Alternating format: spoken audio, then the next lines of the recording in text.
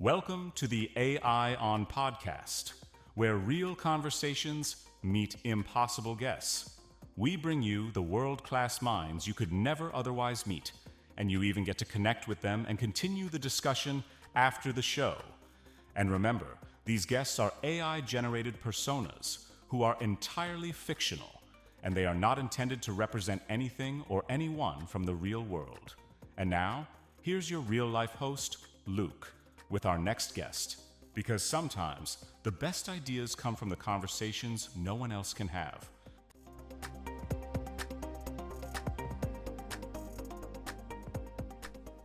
Welcome to the podcast.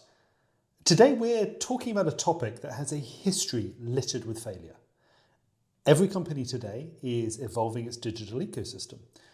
So why do so many of these transformations go wrong? Here to guide us on what separates digital success from deep disappointment, we have our expert guest, Sofia. Welcome, Sofia. Thanks so much for having me. You're absolutely right. Digital transformation is incredibly powerful, but also full of pitfalls. I've been in this space a long time, and believe me, I've seen it all. The good, the bad, and the truly disastrous. I'm really looking forward to unpacking what separates the transformations that thrive from the ones that struggle. Great. So let's get right into it. It's often said that up to 70% of digital transformations fail. And on one side of the spectrum, you've got maybe the infamous journey that GE went on with its digital industrial initiative. And on the other side, you've got some fantastic success stories, like DBS as an example. Tell me, from your experience, what really makes the difference between a transformation that soars and one that ends up stalling? That's such a great starting point because it gets right to the heart of why digital transformations can either elevate an organization or send it spiraling. You mentioned GE and DBS Bank, and those are spot-on examples. Let's start with GE. What went wrong there? And I've seen this pattern over and over, is essentially ambition without clarity. GE wanted to become this digital industrial powerhouse, and they invested billions into their Predix platform, hoping to create a digital ecosystem around their industrial products. The vision was exciting, but they made a classic mistake. They tried to do too much too quickly, without clearly prioritizing where to focus. They underestimated the cultural shift needed from traditional manufacturing to software innovation. In other words, GE treated digital transformation like just another IT project rather than a fundamental business shift. It wasn't anchored in the daily realities of how employees worked or how customers truly interacted with their products. That's why it faltered. On the flip side, let's look at DBS Bank, because their transformation story is pretty inspirational. DBS's leadership didn't just announce, hey, we're digital now, and leave everyone scrambling. Instead, they took the time to clearly articulate their vision. They wanted to become not just a leading bank, but essentially a technology company in the financial industry. And crucially, they committed deeply to making that happen. The CEO himself led the charge, repeatedly communicating why digital was essential, especially highlighting threats from disruptive fintech startups. Here's where DBS got it right. They didn't just slap technology onto old processes, they reimagined those processes completely. They organized around customer journeys, trained teams extensively in agile methods, and implemented two-in-a-box leadership, pairing tech and business leaders together. It wasn't overnight magic. It took sustained effort, continuous learning, and a culture that rewarded experimentation. And that's why it worked. DBS fundamentally reshaped its operations around digital and was rewarded with rapid growth in customer satisfaction and industry recognition as the world's best digital bank. So, to sum it up, transformations soar when there's absolute clarity about the purpose, strong leadership commitment, and disciplined execution tied closely to strategic goals. They stall when companies rush forward without a realistic plan or underestimate the human side of change. It's not just about buying tech, it's about preparing the organization, aligning your leaders, and truly committing to seeing that vision through step by step. Let's talk about the technology itself. And I've seen that tech investments often sound great on PowerPoint, but then stumble when it comes to getting actual real-world results. I read a study on Ford recently and their challenges when attempting to shift into digital mobility services. Why do you think some companies struggle to connect the tech investments with actual business outcomes? You've nailed it.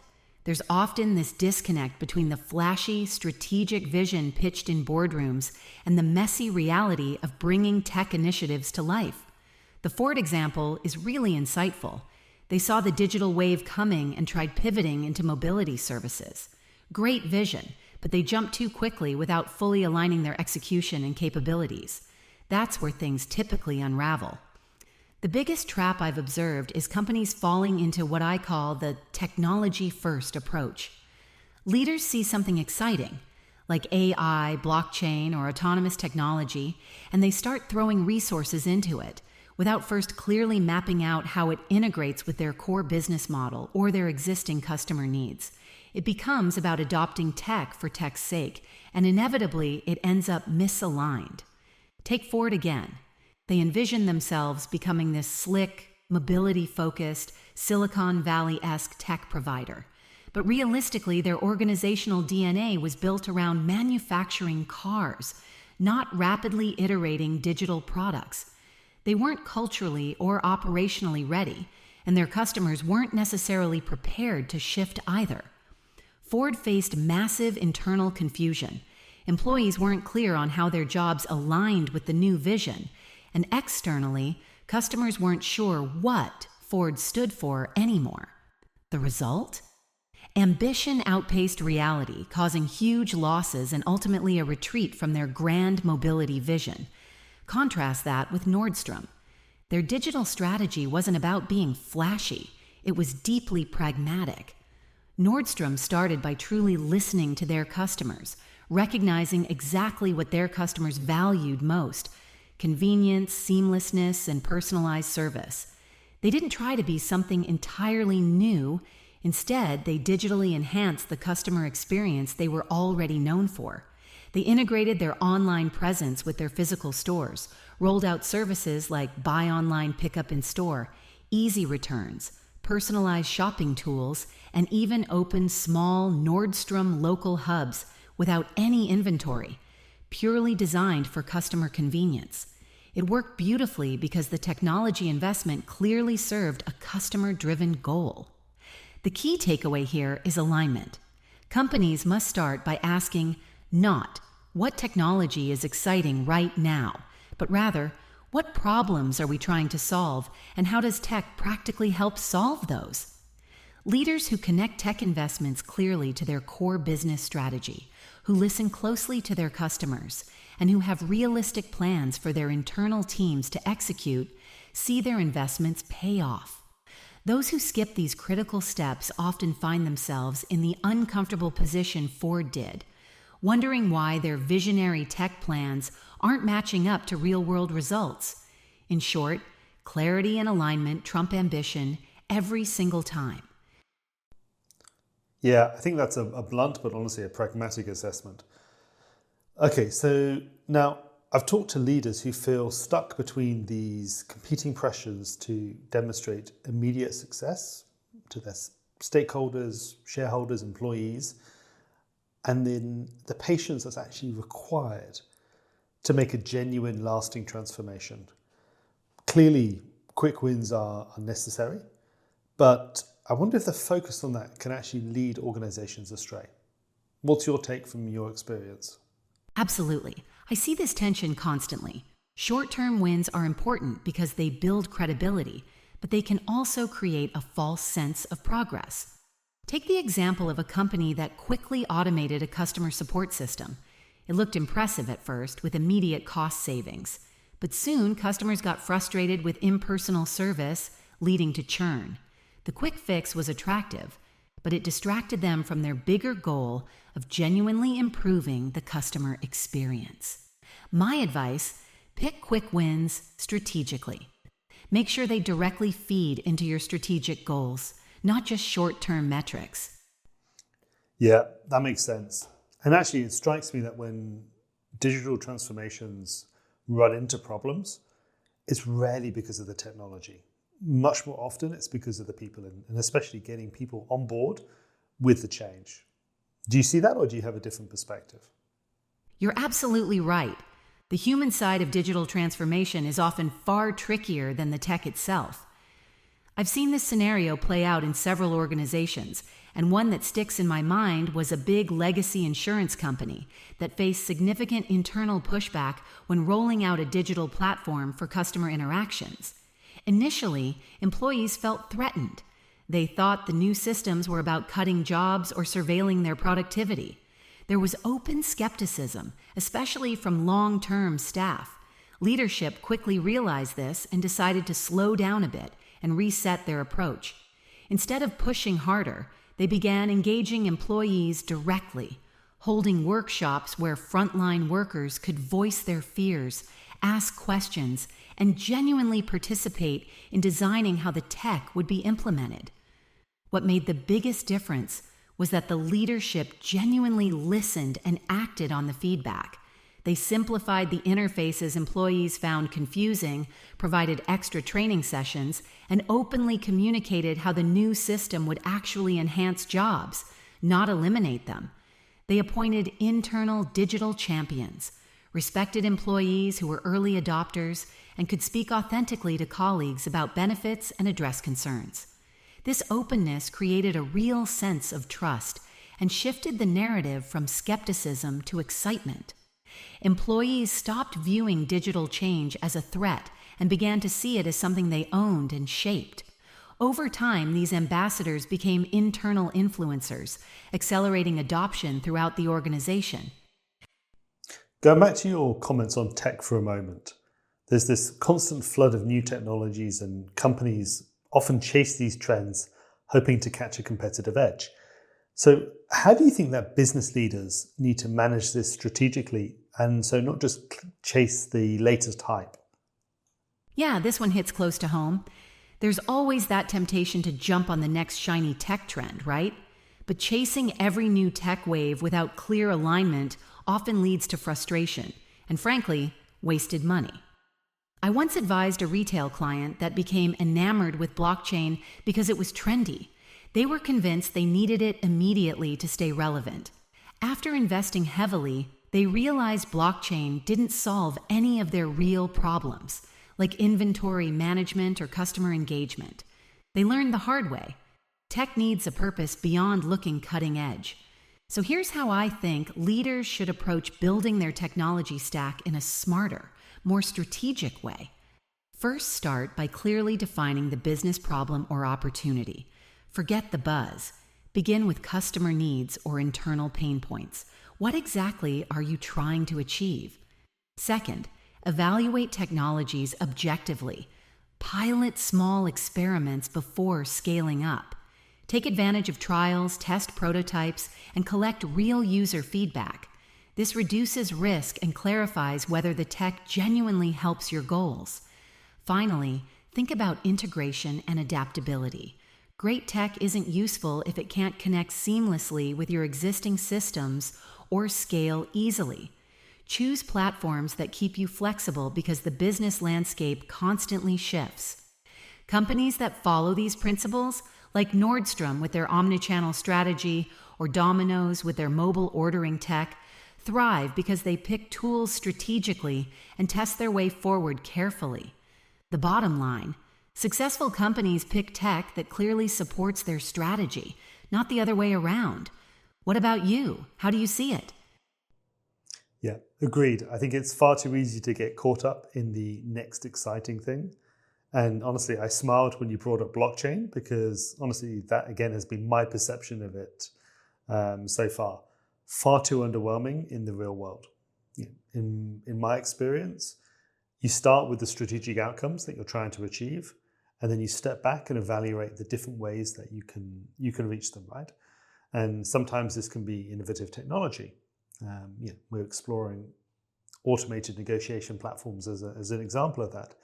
But the technology itself is irrelevant. It's about, does it deliver the outcome in the best possible way? Now, look, if I continue that tech train of thought, one of the things that we see in these big transformations is that you've got legacy tech stacks that can really feel like a giant anchor holding companies back. But then again, at the same time, ripping these systems out wholesale can feel extremely risky, right? So when you look at this, what companies have you seen that have done this and got it right? You're right. Modernizing legacy systems is a delicate balancing act. Some organizations have managed this transition effectively, minimizing disruption while updating their infrastructure. ANZ Bank, for instance, has embarked on a significant $2.5 billion transformation to modernize its technology platforms. By launching ANZ Plus, a new banking platform, they're gradually migrating customers from legacy systems, aiming for a seamless transition by 2027. This phased approach allows them to maintain service continuity while upgrading their infrastructure. What's different? Focusing on strategic planning, phased implementation, and leveraging automation tools allowed the modernization without causing chaos. Yeah, that's the balance that's needed, right? So let's shift to the data now. I very often hear that companies talk about becoming data-driven. But in reality, data is often a messy, fragmented, and stuck in departmental silos, right? And that itself makes digital transformation feel incredibly complex and sometimes even feels impossible. From your experience, what are the practical first steps that leaders should take to break down these barriers? Data is the fuel of digital transformation, but messy and siloed data can stall the whole process.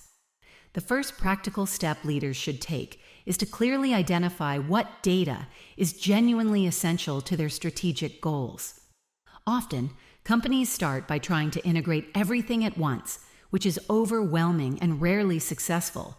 Instead, they should focus on the most impactful data streams first. One example that comes to mind is Schneider Electric. They initially struggled with fragmented data spread across hundreds of factories and departments globally. They didn't try to tackle everything at once.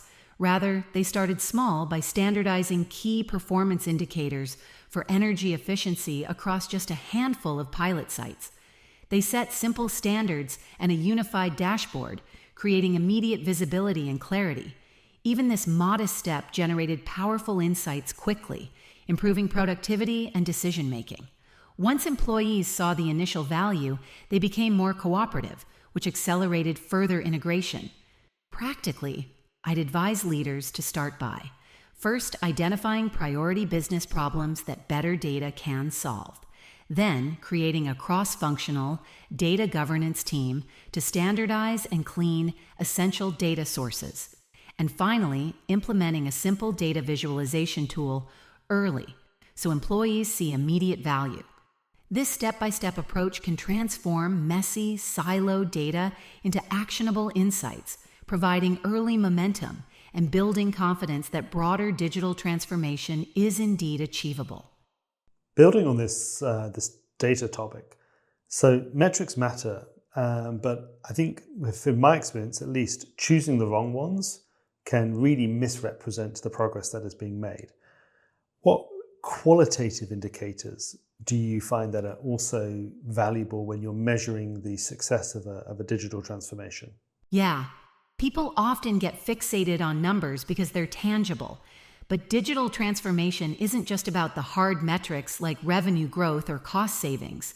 Qualitative measures like employee sentiment, cultural shifts, and customer experiences are equally crucial and sometimes even more revealing. One qualitative measure I find especially valuable is employee engagement and cultural shift. Do your people genuinely feel empowered by the digital tools? Are they excited about the changes, or are they quietly resisting?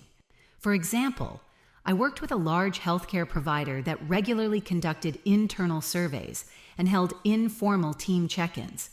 They looked for changes in employees' attitudes toward innovation, asking questions like, "Do you feel comfortable suggesting new ideas?" Or, "Has technology made your job easier?" Over time, this informal pulse check became one of their most reliable indicators of transformation health, because a positive shift in employee sentiment almost always predicted real business results. Another valuable qualitative measure is customer experience feedback. It's one thing to launch a shiny new app, but do customers actually find it intuitive, convenient, and better than before? Capturing stories and qualitative feedback directly from customers often reveals whether the transformation genuinely adds value or just layers complexity. On the flip side, some common measurement mistakes I've seen include chasing vanity metrics that look good in a presentation, like number of downloads, but don't connect to real business outcomes or customer satisfaction. Also, people can rely too heavily on short-term results. Digital transformations can take time to show results. If you're too impatient or overly focused on quarterly gains, you might prematurely abandon valuable initiatives. And probably the worst, ignoring employee adoption rates. If your employees aren't actively using new systems, no metric is going to improve sustainably. Adoption rates, both quantitative and qualitative, are critical indicators of real change. In short, the magic happens when you combine meaningful qualitative feedback, like employee engagement, cultural attitudes, and customer experiences, with carefully chosen quantitative metrics that track genuine progress. Let's talk about that first one you mentioned, employee engagement. So I think clearly engagement is the heart of many successes and its absence at the heart of many failures. And I want to dig it deeper into the practical steps that leaders can take to address cultural resistance and get their workforce on side with the changes being made. You're spot on. Getting people genuinely excited and engaged is often the toughest part of digital transformation. Let's be honest, nobody likes change forced upon them. And yet, people can become your strongest champions if you approach them the right way. I've seen many leaders underestimate this. I remember working with a global manufacturing company that initially struggled because employees felt the transformation was happening to them, not with them. Initially, it was all very top-down. Management introduced a shiny new digital platform without explaining clearly how it would improve employees' daily lives. Naturally, folks resisted. They worried about job losses, increased complexity, and frankly, being replaced by automation. Productivity actually dipped because people resisted using the new system and quietly kept using old methods. But then something changed. Management realized they'd overlooked the people side completely. So they paused, took a breath, and decided to pivot their approach entirely. They organized workshops and started asking employees directly, what frustrates you most about your current processes? And how could technology make your day easier? This opened the floodgates. People felt listened to and began sharing practical ideas about what would really help. Thinking about that and other companies I have see, I think there are 4 things successful leaders do differently. First, they engage employees early and honestly. Don't sugarcoat or downplay the change. Be transparent about what's happening, why it matters, and, this part is crucial, how it'll impact individual roles. They involve employees in shaping solutions and create opportunities for input through pilots or user feedback sessions. Let employees feel their voice matters in designing the solutions they'll use every day.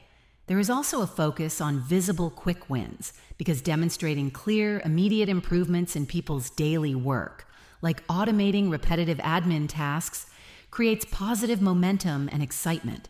And they leverage the talent around them in the form of internal champions.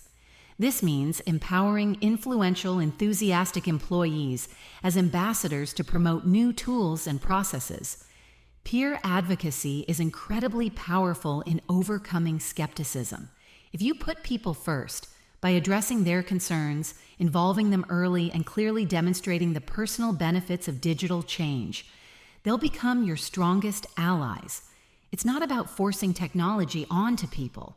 It's about enabling them with tools to do their best work. When leaders get that right, everything else falls into place. I'm fully with you on letting technology enable people to do their best work. And, one of my favorite quotes from Ray Dalio is this idea that pain plus reflection equals progress, right?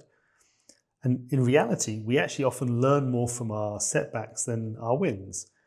Do you have any examples of where a company has had failures in the past and then has come back to their transformation stronger and actually made it successful? Yeah, this idea that we learn best from setbacks resonates deeply with me. A great example is Lego, the beloved toy company. Many people forget this, but around the early 2000s, Lego faced a serious crisis. They tried a massive digital push to compete in video games and interactive toys, but ended up overextending themselves, nearly bankrupting the company. Their initial digital transformation, honestly, was a mess.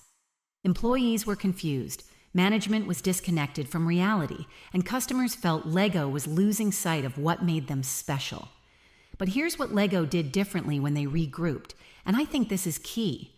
They went back to basics and focused clearly on what their customers truly valued, the creative experience of play. They openly acknowledged past mistakes, which helped rebuild trust internally and externally. Instead of pushing flashy new tech solutions, they leveraged digital to amplify the creativity and community around their products. They introduced innovations like Lego Ideas, a platform where fans submit ideas for new sets, creating a direct digital feedback loop between customers and product designers. Internally, Lego embraced a more transparent, collaborative approach. They encouraged innovation at all levels, empowering teams to experiment freely, but crucially, focused experiments that directly supported core customer values. Lego's leadership also dramatically improved communication. They regularly shared success stories internally, celebrated small digital wins, and openly talked about past missteps, reinforcing a culture of humility and continuous learning. The result was transformative. Employees felt heard, valued, and re-engaged, reigniting enthusiasm. Customers saw a brand that was innovating in ways they genuinely cared about, and digital initiatives finally clicked. Ultimately, Lego not only recovered, it thrived, becoming one of the strongest and most innovative brands globally. This is exactly how transformations should work. Own your mistakes, focus on your core purpose, communicate openly, and prioritize your people. Lego's journey shows that setbacks aren't fatal. If you're willing to learn from them, they're just part of the path to lasting success. I really like that idea of empowering teams to experiment, but on areas that are directly supporting core customer values. So just looking back a bit and reflecting on everything that we've discussed so far, for you, what is the single most impactful recommendation that you could offer to a business leader who is either in the middle of a transformation or they're about to embark on the next wave of their digital transformations today? If I had to boil it down to just one critical piece of advice, it's this. Never lose sight of your customer's experience. Too many digital transformations fail because leaders chase tech without clearly understanding, or sometimes even asking, what their customers genuinely value. I've seen transformations succeed brilliantly when companies put customers at the center of every experiment and decision. Think of Domino's Pizza Tracker or Nordstrom's seamless omni-channel experience. These initiatives succeeded because they made customers' lives better and easier. So my advice, empower your teams to experiment freely, but anchor every single experiment around improving your customer's experience. That's your North Star. If you get that right, the technology, employee engagement, and business results will naturally follow. That's excellent advice, Sofia.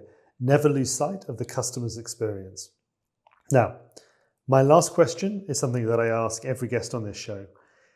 What would you recommend our listeners read or watch in order to make their next digital transformation a success?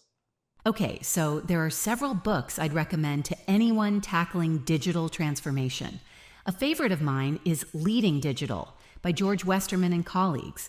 It's incredibly useful because they mix real-world stories with actionable advice, clearly showing how businesses either succeeded or stumbled through their digital journeys. Another one I often recommend is Digital Transformation Playbook by David Rogers. Rogers is brilliant at getting business leaders to rethink their entire approach and strategy around digital. Not just technology, but customer relationships, data, and innovation. It's practical and relatable, especially for anyone feeling stuck or unsure where to start. I'd also suggest reading The Technology Fallacy by Gerald Kane and his co-authors. This one really challenges the idea that digital transformation is just about adopting new technologies. Instead, it dives deep into the culture and leadership required to successfully change an organization from within. It's particularly great for leaders who understand tech is just part of the equation. If you're more into watching than reading, check out the TED Talk by Tony Saldana, Why Digital Transformations Fail. Tony breaks down the common pitfalls beautifully and gives straightforward advice that's easy to apply. Honestly, the key is continual learning. Stay curious. Keep challenging your assumptions. And don't be afraid to borrow ideas from companies outside your industry. The best ideas often come from unexpected places. I definitely agree with that last point. As we say on AI On, the best ideas come from the conversations that no one else can have. Look, Sofia, thank you so much for joining us today and for sharing your insights and, frankly, some fantastic practical advice. It was truly my pleasure. Thanks so much for having me. I've loved the conversation and I appreciate the thoughtful questions. Digital transformation is tough, but it's also incredibly rewarding when you get it right. Keep exploring, keep learning, and thanks again for inviting me. This was really fun. And that's it for AI On Digital Transformation. If you enjoyed this episode, then please like, subscribe, and share. And if you want to continue the conversation with Sofia, head over to our Patreon page linked below, and we'll see you next time for the next episode of AI On.